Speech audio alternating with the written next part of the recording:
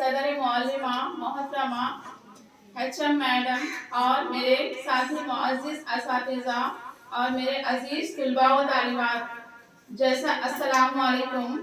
جیسا کہ آپ سب جانتے ہیں کہ گزشتہ سال اسی دن یعنی 23 اگست 2023 کو ہمارا خلائی ادارہ اسرو نے چندریان سوبم کو کامیابی کے ساتھ چاند کے قطب جنوبی پر رکھ دیا تھا۔ اس تاریخی دن کی یاد میں آج ہم قوم خلا منانے جا رہے ہیں۔ میں آپ تمام کو قومی یوم خلا کی مبارکباد پیش کرتی ہوں اور اپنے خیالات کا اظہار کرتی ہوں۔ بغور سماعت فرمائیں۔ ایک شعر عرض ہے، سارے جہاں کے غم میں آنکھیں نم رکھتے ہیں، سارے جہاں کے غم میں آنکھیں نم رکھتے ہیں، دکھاوے کی دنیا سے واسطہ کم رکھتے ہیں۔ کمزور نہ سمجھنا ہندوستانی ہیں ہم، کمزور نہ سمجھنا ہندوستانی ہیں ہم، چاند پر ترنگا لہرانے کا دم رکھتے ہیں۔ میرے پیارے طلباء، قومی خلائی دن یعنی کہ لفظ خلا لفظ ہے جو کہ دراصل عربی زبان کا لفظ ہے۔ خلا کے معنی اسپیس کے ہیں یعنی کہ خالی جگہ کے ہیں۔ اس مفہوم اور اس مطلب کے ساتھ ساتھ اس کا ایک اور مقصد اور اس کا ایک اور معنی بھی ہے جسے ہم اجرام فلکی کہتے ہیں، جس کے معنی ستارے اور سیارے کے ہیں۔ پیارے طلباء و طالبات، آپ سب کے ذہن میں سوال آ رہا ہوگا کہ آج ہم ہمارے مدرسے میں قومی خلائی دن کیوں منانے جا رہے ہیں؟ سنیے، ہندوستانی خلائی تحقیق و تنظیم یعنی کہ ISRO, Indian Space Research Organisation, جس کا مرکزی دفتر بنگلور میں واقع ہے، اس کا اولین مقصد فلکیات کی کھوج اور خلائی سائنس کو اپناتے ہوئے ملک کی ترقی کے لیے خلائی ٹیکنالوجی میں قابو پانا ہے۔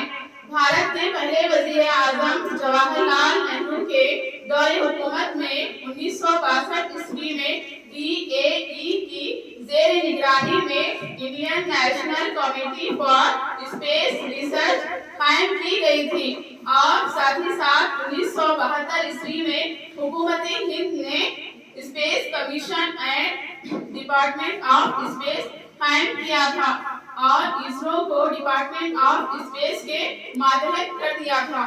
اسرو کے قیام کے بعد بھارت میں خلائی تحقیق کی راہیں کھل گئی تھی۔ اسرو کا پہلا مصنوعی سیارہ آریہ بھٹ تھا، جسے 1975 عیسوی میں سوویت اتحاد کے انٹر کاسموس نے لانچ کیا تھا۔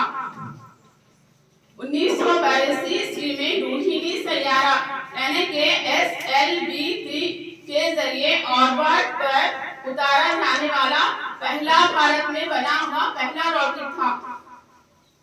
اپریل سن 2008 عیسوی میں اسرو نے ایک ساتھ 10 سیاروں کو کامیابی کے ساتھ خلا میں بھیجا تھا اور ساتھ ہی ساتھ 12 جولائی 2010 کو ہندوستانی خلائی تحقیقاتی ادارے نے اسرو نے پیر کی صبح ایک ساتھ 5 سیاروں کو خلا میں بھیج دیا تھا۔ اس کے بعد اسرو نے 2 دیگر راکٹ ڈیولپ کیے تھے۔ پہلا PSLV یعنی کہ پولر سیٹلائٹ لانچ وہیکل اور دوسرا GSLV geo satellite launch vehicle. ان سیاروں کی لانچنگ 15 راکٹ سے کی گئی تھی۔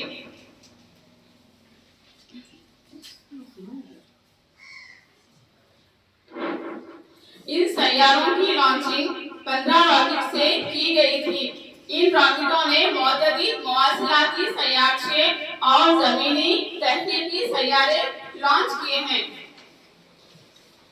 اسی طرح سے چندریان 3 چاند کے جنوبی قطب پر لینڈ کرنے والا دنیا کا واحد ملک ہندوستان ہے۔ ہمارے ملک کے لیے یہ بہت ہی فخر کا لمحہ ہے۔ مشن کے وکرم لینڈر اور پرگیان راور نے 23 اگست 2023 کو چاند کے جنوبی قطب کو چھوا، جو ایک اہم سنگ میل تھا، جو کہ چاند پر اترنے والی چوتھی اور چاند کے قطب جنوبی کے قریب اترنے والی پہلی قوم بن گئی تھی۔ اس مشن سے تاریخ میں آنے والے نتائج برسوں تک بنی نوع انسان کو فائدہ پہنچاتے رہیں گے۔